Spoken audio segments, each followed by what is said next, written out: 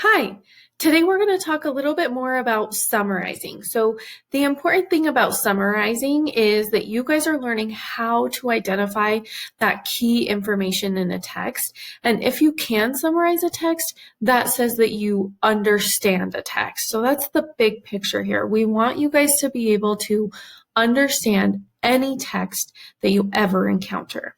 So we want to get to the point when we're summarizing. Make sure that it's short and to the point. Okay, so summaries are short, like I said, accounts of central ideas in the text. Your summary should not be as long as or longer than the text that you're summarizing. They are not a place for opinions, background knowledge, or personal information.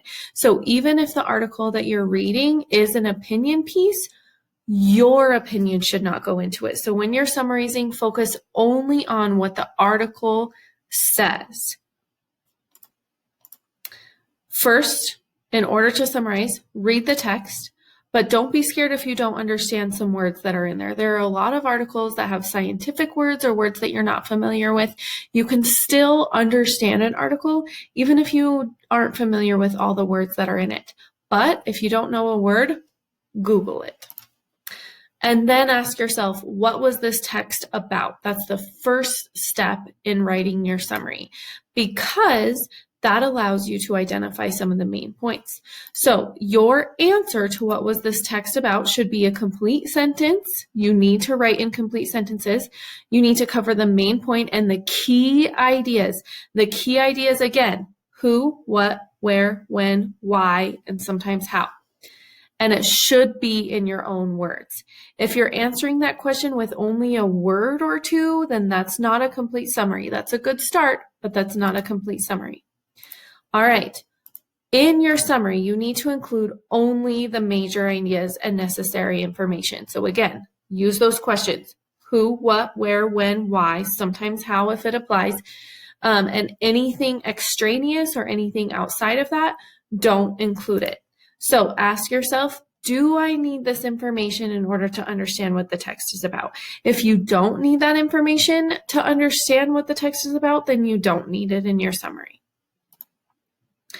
All right, the difference between a main idea and key points. So a main idea is what the text is about, and the key points are the little pieces of information regarding that main idea. So they may be developed or elaborated with supporting details, and your summary should only include main ideas and key points, not a bunch of the supporting details.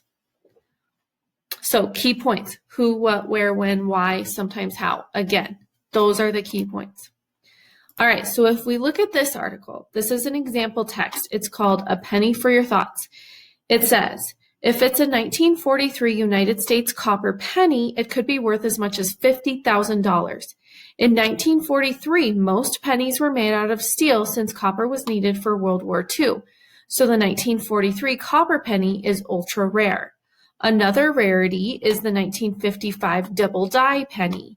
These pennies were mistakenly double stamped, so they have overlapping dates and letters. If it's uncirculated, it'll easily fetch $25,000 at an auction. Now that's a pretty penny. Okay, so if I'm looking at this text, the first thing I need to ask myself again, what is this text about? So ask yourself and then think of an answer. What is this text about?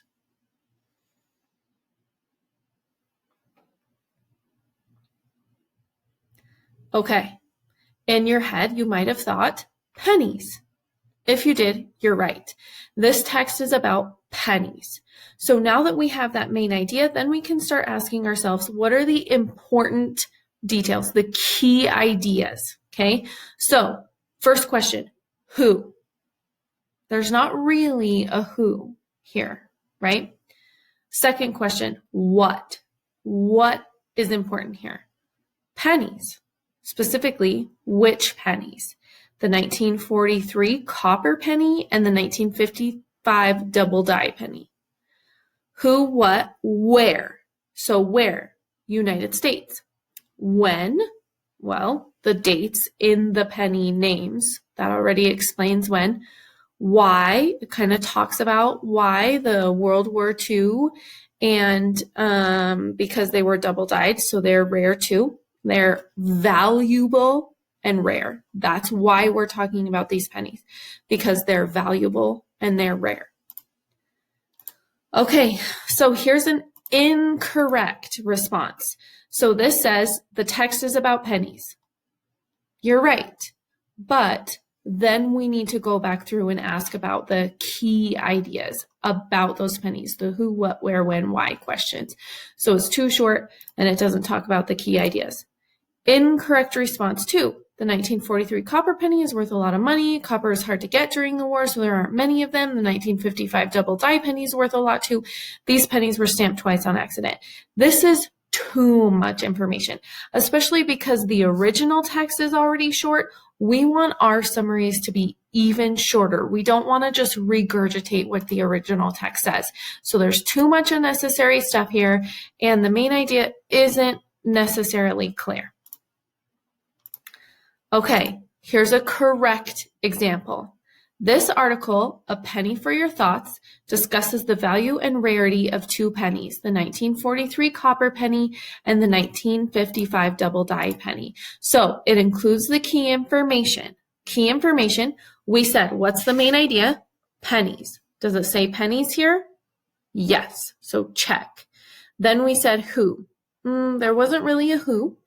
Then we said what. It's about pennies, specifically the 1943 copper penny and the 1955 copper penny. When, obviously, 1943 and 1955. Where, United States. We could probably add United States in here somewhere. Why? So why are these pennies important? Basically, the summary says the value and rarity. So it includes most or all of those key details. So that's an example. Okay. Oh, and it's written in complete sentences. That's very important. All right.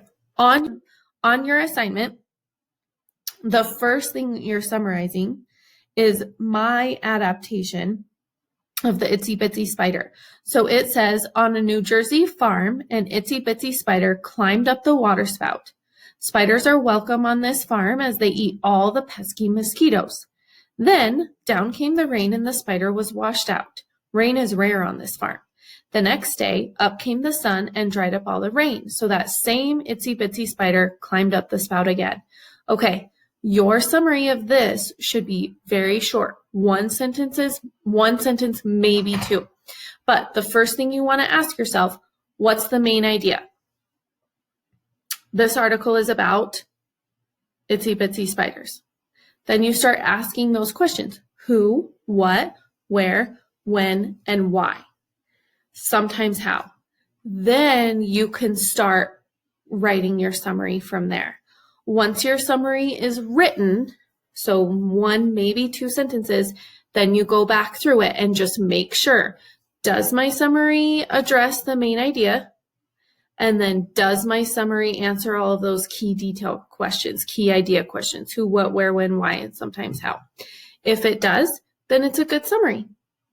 So I hope this helps you. You guys will go into that Google form on the classwork tab in Google Classroom and write a few summaries. All right, let me know, as always, if you need any help.